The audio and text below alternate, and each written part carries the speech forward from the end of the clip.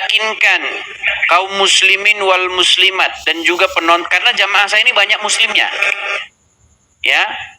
Jamaah saya ini bisa saya bilang gereja online, tapi jamaah saya ini kebanyakan mayoritas tuh muslim. Nah, ya betul, coba buktikan kepada kaum muslimin wal muslimat yang menonton acara ini bahwa Anda itu betul-betul seorang muslim. Bagaimana caranya? Entah Anda, biasanya kan orang muslim itu dibaca bacaan Al-Qur'annya, betul. Coba misalnya ayat kursi atau apa, atau surat An-Nas atau apa, coba yang Anda tahu silakan. Ya banyak Bang surat-surat yang saya tahu. Apa yang Anda ingat atau Anda masih hafal? Bismillahirrahmanirrahim. Sabbi isma rabbikal a'la alladzi khalaqa wa sawwa walladzi qaddara fahada walladzi akhrajal mar'a waja'alahu sana wa sanuqri'uka fala tansa illa ma Allah. Surat apa itu? Innahu ya'lamul jahr. Enggak tahu Bang, cuma itu di masa saya salat saya pakai itu. Oh begitu. Atau coba bacaan sholat, tahiyat awal, tahiyat akhir, coba. Hampir lupa Bang, cuman at-tahiyatul mubarakatuh shalawatut thayyibatu lillahi assalamu alayka ayyuhan nabi wa rahmatullahi wabarakatuh assalamu alayna wa ala ibadillahi salihin. Oke, sah ini muslim ya, sah ya. Oke.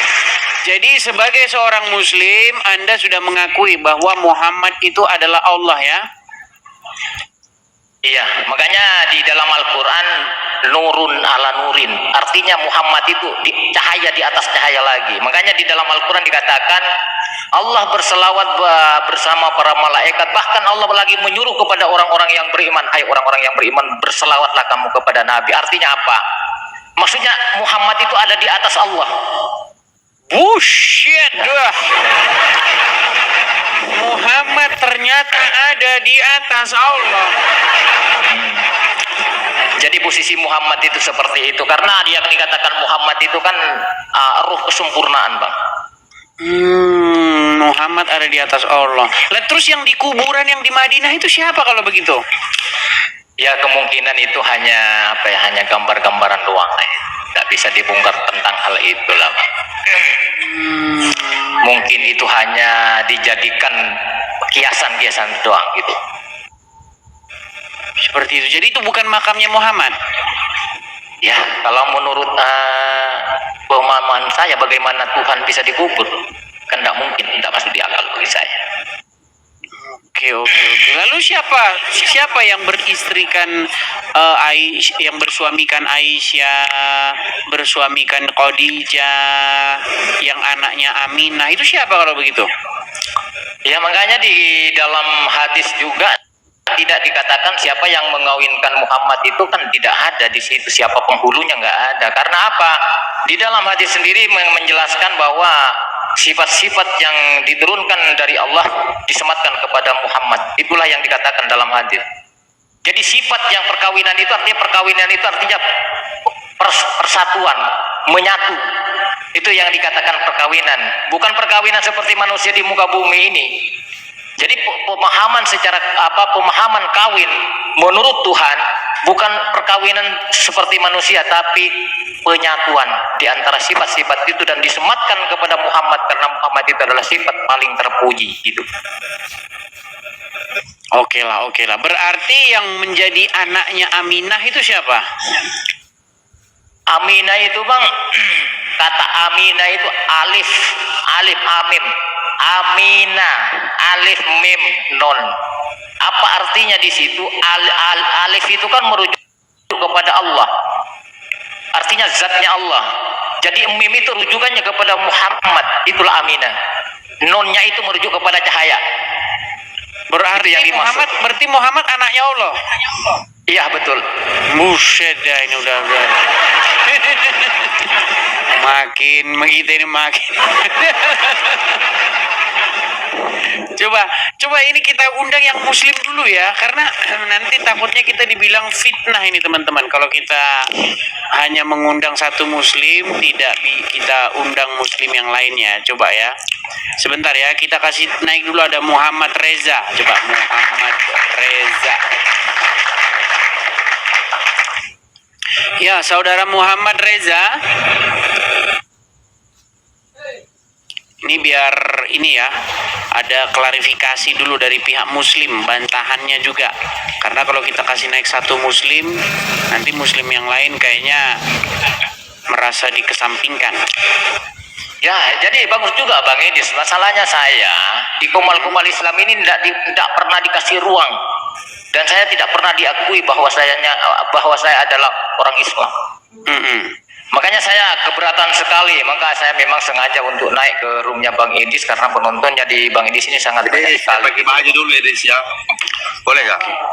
Oke, Deng Sarul, silakan nyalakan kamera. Ya saya pakai baju dulu ya. Oke, nanti kalau udah pakai baju naik lagi ya. Kalau udah pakai baju naik lagi nanti. Coba sebentar ya Bang ya, kita kasih naik dulu satu muslim ya, satu muslim. Boleh ya. Ini pengakuan yang cetar membahana ini dari pihak muslim ya. Ini Muhammad ini ternyata di atasnya Allah ini. Ya, Toyib muslim Bang. Bang Toyib. Ini muslim pada diam, nggak berani jawab itu. Bang Aldi. Iya Bang Toyib muslim Bang. Muslim. Nggak kedengaran Bang suaranya. Oke. Ini ada satu muslim juga nih Bang Aldi. Ini juga dia seorang muslim dan dia mengakui bahwa Muhammad itu adalah Allah, begitu. Tapi kadang-kadang anak Allah, kadang-kadang lebih tinggi dari Allah. Ini gimana nih Bang, pemahaman Aldi Pamungkas ini Bang, gimana nih? Silakan.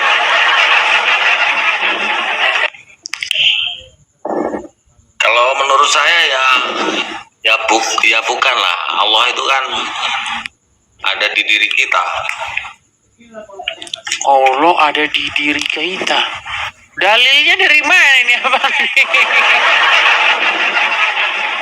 Dalilnya di mana itu Bang? Allah ada di diri Anda. Bersama kita, bersama. Allah bersama kita. Oh begitu. Oke lah. Jadi kalau menurut ini Bang Aldi bahwa Muhammad itu juga adalah Allah, gimana itu kira-kira? Salahnya di mana maksud saya?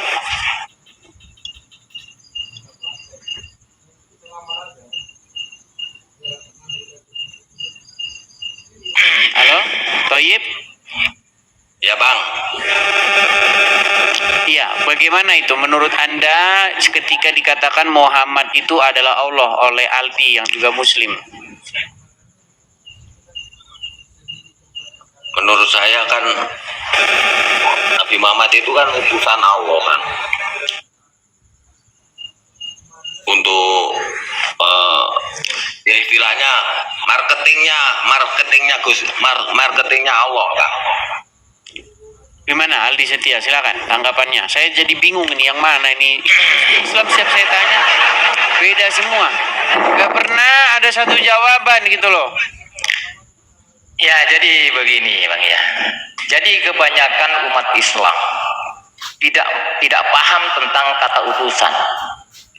Karena sebagaimana bahasa manusia ini sebenarnya seperti contoh, aku mengutus kamu lah contoh ya Bang ya. Jadi di antara kamu dengan saya itu berpisah. Itu menurut manusia. Itu masalahnya. Makanya kebanyakan di dalam Islam ini kebobolan cara memahami utusan. Jadi kata utusan kalau menurut Tuhan artinya aku menyatu, bersatu di dalamnya. Itu yang dikatakan utusan itu menurut kata Tuhan. Tapi menurut kata manusia dikatakan utusan itu dikira aku berpisah denganmu. Karena apa? Manusia tidak berkuasa. Maka disitulah kekuasaan Tuhan sesuai dengan kata utusan itu mentajallikan dirinya untuk menjadi Muhammad itu. Artinya berkoneksi di dalam Muhammad itu. Itu namanya utusan. Dan ini kebanyakan umat Islam kebobolan untuk memahami kata utusan. Dikira kata utusan itu sebagai manusia, bahasa manusia. Tapi kalau bahasa Tuhan menyatu. Itu utusan. Oke, jadi sebenarnya paham seperti ini teman-teman, paham seperti Aldi ini sudah dipahami juga oleh banyak umat muslim. Salah satunya adalah ini kelompok-kelompok Islam yang mengakui Muhammad itu adalah Allah nih ya.